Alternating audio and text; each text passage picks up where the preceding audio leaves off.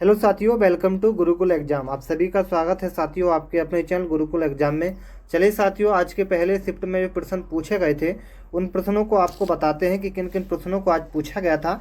तो सबसे पहले वीडियो को लाइक और चैनल पर पहली बार आए तो आप चैनल को सभी छात्र सब्सक्राइब करके बेल आइकन ऑन जरूर कर देना। चलिए साथियों, आज का पहला प्रश्न था द्वितत्व सिद्धांत के प्रतिपादक कौन थे।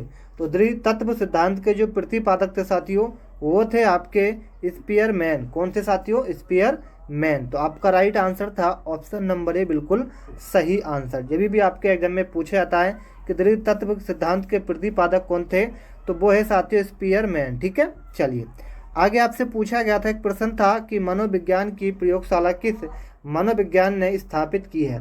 तो मनोविज्ञान की प्रयोगशाला किस वैज्ञानिक ने स्थापित की है, उनका नाम था वुड। क्या नाम था साथियों? वुड। तो आपका राइट आंसर था ऑप्शन नंबर डी वाला। आइए साथियों, आगे प्रश्न में पूछा गया था 1882 ईस्वी में किस मनोवैज्ञानिक द्वारा लंदन में मानवीय विशेषताओं का अध्ययन करने के लिए प्रयोगशाला का निर्माण किया गया था। तो मेरे प्यारे मित्रों, ये किया गया था अल्फ्रेड बिने द्वारा। किसके साथ साथियों? अल्फ्रेड बिने द्वारा। तो आपका राइट आंसर था ऑप्शन नंबर सी वाला। आगे आपसे पूछा गया था मनोवैज्ञानिक वाइगोट्स कहाँ के थे। तो ये जो मनोवैज्ञानिक थे जिनका नाम था वाइगोट्स, इनका जो स्थान था वो था आपका साथियों रूस। कौन था साथियों? रूस। तो राइट आंसर क्या था? ऑप्शन नंबर बी वाला। चलिए आगे आपसे पूछा गया था व्यावहारिक बुद्धि का अर्थ है कि बुद्धि संस्कृति का उत्पाद होती है। ये कथन किसका था? तो व्यावहारिक बुद्धि का अर्थ कि बुद्धि संस्कृत का उत्पाद होती है, ये जो कथन था साथियों ये था आपका किसका था? स्टर्न वर्ग का। किसका साथियों? स्टर्न वर्ग का। तो आपका राइट आंसर था ऑप्शन नंबर ए वाला। ठीक है, आ जाइए आगे साथियों। अभी तक हमारे चैनल को आपने सब्सक्राइब नहीं किया है तो प्लीज़ आप हमारे चैनल को सब्सक्राइब कर लें। ठीक है, आपसे पूछा गया था विभेदक परीक्षण का उपयोग किस वैज्ञानिक ने भारतीय अनुकूलन के अनुसार विकसित किया था। तो किस विभेदक परीक्षण का प्रयोग किस मनोवैज्ञानिक ने भारतीय अनुकूलन के अनुसार विकसित किया था? ये किया था साथियों जे.एम. ओझा ने। किसने साथियों? जे.एम. ओझा ने। तो राइट आंसर आप सभी का डी बिल्कुल सही आंसर था। आगे आपसे पूछा गया था किस अभिक्षमता को AST के नाम से जाना जाता है। तो किस अभिक्षमता को AST के नाम से जाना जाता है? तो इसे जाना जाता है मेरे प्यारे मित्रों, इसको हम कहते हैं आर्म्ड सर्विसेज अभिक्षमता। क्या साथियों? आर्म्ड सर्विसेज अभिक्षमता। तो राइट आंसर आप सभी का था ऑप्शन नंबर सी वाला। ठीक है, चलिए आ जाइए साथियों अगले प्रश्न पर। प्रश्न नंबर 8 में आपसे पूछा गया था कि ब्रह्म में आत्मा का प्रयोग किस शास्त्र में किया जाता है। ब्रह्म में आत्मा, तो दोस्तों ब्रह्म में आत्मा का प्रयोग किस शास्त्र में किया जाता है, यानी कि शुरुआत में आत्मा का प्रयोग किस शास्त्र में किया जाता है? उस शास्त्र का नाम होता है दर्शन शास्त्र। किसका साथियों? दर्शन शास्त्र। तो आपका राइट आंसर हो जाएगा दर्शन शास्त्र। ठीक है, आ जाइए साथियों अगले प्रश्न पर। बहुत अच्छा प्रश्न था, पूछा गया था किसका अभिप्रिय अपने व्यवहार को नियंत्रित करने से है। किसका अभिप्रिय अपने व्यवहार को नियंत्रित करने से है? इनका राइट आंसर आप सभी का हो जाएगा आत्मनियंत्रण। क्या साथियों? आत्मनियंत्रण।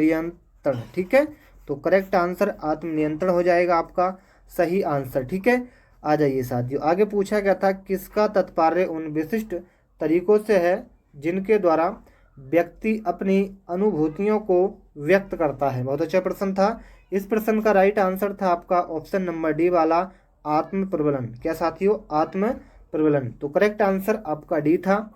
चलिए आगे आपसे पूछा गया था किस परीक्षण में 10 मसल किस परीक्षण में 10 मसीलक्ष्य यस्याई धब्बे होते हैं। किस परीक्षण में मसीलक्ष्य यस्याई के धब्बे होते हैं उनको हम कहते हैं साथियों क्या? रोसो परीक्षण। क्या साथियों? रोसो परीक्षण। तो आपका राइट आंसर क्या था? रोसो परीक्षण। Correct answer option number A था। प्यारे मित्रों आगे आपसे पूछा गया था व्यक्तियों के, ध्यान से नोट करिएगा, व्यक्तियों के शारीरिक बीमारी में कितने प्रतिशत तक दबाव की भूमिका महत्वपूर्ण है। बहुत अच्छा प्रश्न था। व्यक्तियों के शारीरिक बीमारियों में कितने प्रतिशत तक दबाव की भूमिका महत्वपूर्ण है। तो प्रश्न नंबर जो आपका 12 है, इस प्रश्न का राइट आंसर था ऑप्शन नंबर डी वाला 50 से 70 तक। कितने साथियों? 50 से 70 तक। ठीक है, आइए साथियों आगे पहुंचा गया था पैथोलॉजी ऑफ ब्रेन। ध्यान से सुनना, पैथोलॉजी ऑफ ब्रेन नामक पुस्तक किसके द्वारा प्रकाशित है? तो पैथोलॉजी ऑफ ब्रेन नामक पुस्तक किसके द्वारा प्रकाशित है? ये आपकी हो जाएगी क्रेपलिन। क्या साथियों? क्रेपलिन। आपका राइट आंसर था ऑप्शन नंबर क्या था साथियों? ऑप्शन नंबर आपका सी वाला। ठीक है, correct answer option number C था, ये वाला। चलिए आइए मित्रों आगे बहुत पूछा गया था फादर ऑफ मेडिसिन। ध्यान से नोट करिएगा, फादर ऑफ मेडिसिन के रूप में यानी कि फादर ऑफ मेडिसिन के नाम से किस मनोवैज्ञानिक को जाना जाता है? तो किसको जाना जाता है प्यारे मित्रों? ये जाना जाता है अरस्तु को। किसको साथियों? अरस्तु को। ठीक है, चलिए आ जाइए साथियों आगे। आगे आपसे पूछा गया सामूहिक पागलपन के प्रमाण किस शताब्दी से किस शताब्दी तक मिले? तो सामूहिक पागलपन के प्रमाण किस शताब्दी से किस शताब्दी तक मिले थे? ये आपके मिले थे 10वीं से 12वीं तक। किसके साथियों? 10वीं से 12वीं तक। तो आपका राइट आंसर था डी वाला। चलिए आ जाइए साथियों, मन, ध्यान से नोट करिएगा, मन स्नायु प्रकृति के रोग का लक्षण आपसे पूछा गया था। मन स्नायु प्रकृति के रोग का लक्षण आपसे पूछा गया था। तो इस प्रश्न का राइट आंसर था आपका ऑप्शन नंबर बी वाला, यानी कि आशंका। क्या साथियों? आशंका इस प्रश्न का सही आंसर था। चलिए आगे पूछा गया था प्रश्न नंबर 18 में कि छात्रों में चोरी करने की आदत को कैसे दूर किया जा सकता है? छात्रों में चोरी करने की आदत को कैसे दूर किया जा सकता है? तो इस प्रश्न का सही आंसर था उदाहरण देकर। क्या साथियों? उदाहरण देकर। तो आपका right answer option number B बिल्कुल सही आंसर आपका हो जाएगा। आगे पूछा गया था अधिगम का शिक्षा में योगदान आपसे पूछा था। तो अधिगम का शिक्षा में ये योगदान होता है मित्रों, वो आपका होता है, एक तो होता है व्यवहार परिवर्तन में, और दूसरा होता है नवीन अनुभव प्राप्त करने में, तीसरा होता है संयोजन में। तो आपका राइट आंसर था ये सभी, यानी कि ऑल ऑफ दीज। ठीक है, चलिए आगे पूछा गया था थकान का कारण नहीं है। थकान का कारण नहीं है, ये पूछा गया था, बहुत अच्छा प्रश्न था। तो ये था आपका विश्राम। क्या था? विश्राम जो है वो थकान का कारण नहीं है। अगर आप साथियों विश्राम करेंगे, आराम करेंगे, तो आपको थकान होगी? नहीं होगी। निरंतर कार्य करेंगे, थकान होगी। शिक्षण विधियां करेंगे, थकान होगी। अपर्याप्त रोशनी होगी तो थकान होगी। लेकिन विश्राम जो है वो थकान का कारण नहीं होता। तो ये कुछ महत्वपूर्ण प्रश्न थे, कैसे लगे बताइएगा। और आप हमारे चैनल पर प्यारे मित्रों पहली बार आए हो तो प्लीज़ आप चैनल को सब्सक्राइब कर लें। ठीक है, बेल आइकन ऑन भी कर दें। चलिए मिलते हैं नेक्स्ट वीडियो में, तब तक के लिए जय हिंद, जय भारत। हेलो साथियों, वेलकम टू गुरुकुल एग्जाम। चलिए साथियों, आज दोस्तों सेकंड पेपर में जो प्रश्न पूछे गए थे उन प्रश्नों को आप सभी के लिए लेकर आए। तो प्लीज़ आज की वीडियो को आप शुरू से लास्ट तक देखना। ठीक है, सबसे पहले वीडियो को एक बार मित्र सभी छात्र लाइक कर दीजिए, और चैनल पर पहली बार आए तो नीचे एक सब्सक्राइब का बटन मिलेगा, उसको दबाकर हमारे चैनल को सभी छात्र सब्सक्राइब कर लें, ताकि डेली वीडियो का आपको नोटिफिकेशन सबसे पहले मिलता रहे। चलिए आज पहले प्रश्न में पूछा गया था, जो बालक स्कूल के जीवन के माध्यम में अपनी आयु स्तर की कक्षा से एक नीचे की कक्षा का कार्य करने में असमर्थ होता है, उसको क्या कहा जाता है? तो 4 ऑप्शन थे। पहला ऑप्शन था पिछड़ा बालक, दूसरा ऑप्शन था मानसिक रूप से मंद बालक, तीसरा ऑप्शन था समयात्मक बालक, चौथा ऑप्शन था मादक द्रव्य का सेवन करने वाला बालक।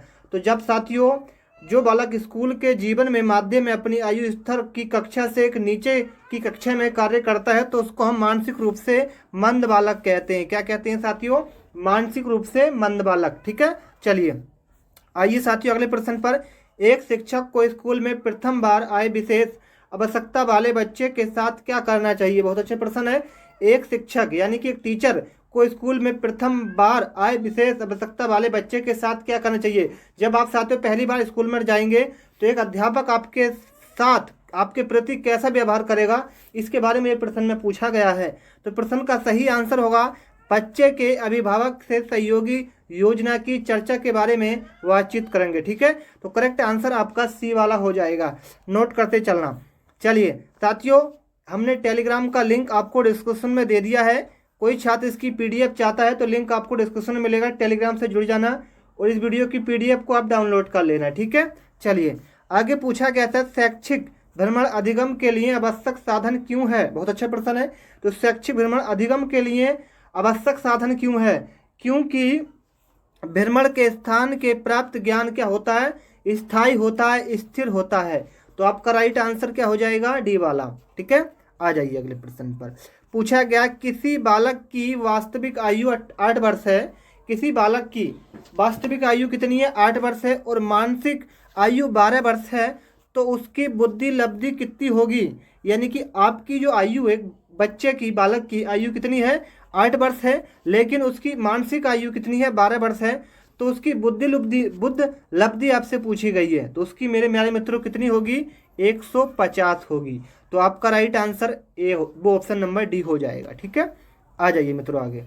अब आगे आपसे पूछा गया, प्राथमिक कक्षाओं में, ठीक है, प्राथमिक कक्षाओं में विषय वस्तु की निरसत्ता दूर करने के लिए शिक्षक को उपयुक्त शिक्षण नीति का प्रयोग करना चाहिए, क्योंकि वह, बहुत अच्छे प्रश्न है। तो प्रश्न नंबर जो आपका 5 है, इस प्रश्न का राइट आंसर होगा खेल और मनोरंजन नीति। क्या साथियों? खेल और मनोरंजन नीति। तो आपका right answer option number C हो जाएगा प्यारे मित्रों, ठीक है। आगे पूछा गया था, क्रियात्मक अनुसाधन का प्रमुख कार्य आपसे पूछा गया था। क्रियात्मक अनुसाधन का प्रमुख कार्य आपसे पूछा गया था। प्रश्न नंबर 6 का जो सही आंसर आएगा वो आएगा स्थानीय समस्याओं का समाधान करना। क्या साथियों? स्थानीय समस्याओं का समाधान करना। तो आपका राइट आंसर क्या हो जाएगा? बी वाला, ठीक है। चलिए आ जाइए आगे प्रश्न पर। प्रश्न नंबर 7 काफी इंपोर्टेंट प्रश्न है, समझिएगा कि एक शोधकर्ता या खोजकर्ता के रूप में आप निम्नलिखित में से कौन से शीर्षक को अनुसंधान वो प्रस्ताव में सम्मिलित नहीं करेंगे। प्रश्न को दोबारा समझेंगे। एक शोधकर्ता के रूप में आप निम्नलिखित में से कौन से शीर्षक को अनुसंधान प्रस्ताव में सम्मिलित नहीं करेंगे। तो इस प्रश्न का राइट आंसर हो जाएगा अनुसंधान के लिए मूल विस्तृत व्याख्या। तो आपका राइट आंसर क्या होगा मित्रों? सी वाला, ठीक है। चलिए प्रश्न नंबर जो आपका 8 है उसको पढ़िएगा। संवेगात्मक रूप से अभिप्रेरित बच्चों की मुख्य विशेषता। तो संवेगात्मक रूप से अभिप्रेरित बच्चों की प्रमुख विशेषता जो है, मुख्य विशेषता जो है वो है आपकी उनका अति प्रक्रियात्मक स्वभाव। क्या साथियों? उनका अति प्रक्रियात्मक स्वभाव। तो राइट आंसर आपका ए हो जाएगा, ठीक है। आइए प्रश्न नंबर 9 पर, निम्नलिखित रिक्त स्थान के लिए सही उत्तर का चयन कीजिए। यानी कि ये आपके पहला जो था वो था ब्लूम्स डोमेन्स ऑफ लर्निंग, संज्ञात्मक और मनोप्रेरणा। यहाँ पर एक प्रश्नवाचक का चिन्ह था, तो यहाँ आपसे पूछा गया था यहाँ पर क्या आएगा। तो मैं आपको बता दूं साथियों, इस प्रश्न का राइट आंसर, एक मिनट, चलिए इस प्रश्न का राइट जो आंसर आएगा मित्रों वो आपका आएगा, नोट करते चलना, बिल्कुल करेक्ट आंसर आएगा भावात्मक। क्या साथियों? यहाँ पर क्या दे रखा है, एक तो ध्यान से नोट करेंगे कि ब्लूम्स